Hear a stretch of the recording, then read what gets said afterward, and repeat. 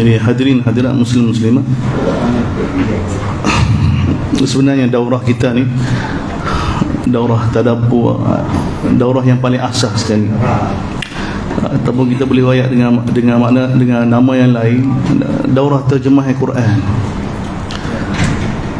Sebab hak untuk faham Al-Quran ni hak untuk semua orang. Setiap manusia berhak untuk faham Al-Quran. Sebab inilah kitab satu-satunya untuk kita kembali pada Allah SWT dengan cara paling selamat sekali, dengan cara paling utama sekali.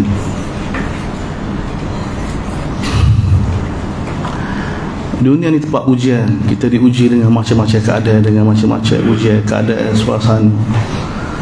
Jadi kita kena pandai kalam Allah, kitab Allah ni sebagai satu-satunya asbab untuk kita selamat.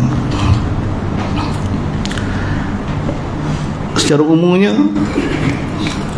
bila kita tanya sama-sama kita, bila kita bercakap sama-sama kita, semua orang tahu kitab paling hebat. Kitab Allah ni kitab paling hebat. Menjadi kepercayaan ataupun akidah bagi orang Islam. Kitab Allah, kitab suci, kitab paling agung. Tapi kan dalam kehidupan kita ni, mana kitab paling hebat ni tak bagi kesan pada kita. Sepatutnya kalau kita tanya sama-sama kita ni, dan ni maksud daurah kita nak buat ni,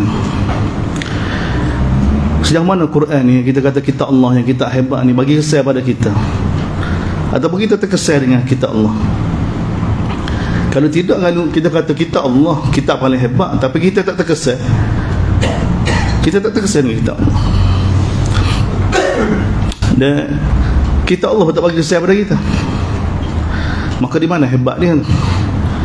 Sekadar duduk di rak-rak masjid, sama ada di masjid ataupun di rumah kita, yang mana kehebatan dia siapa tidak disentuh. Jadi ada kemuskilan. Alhamdulillah, walau bagaimana keadaan makin baik,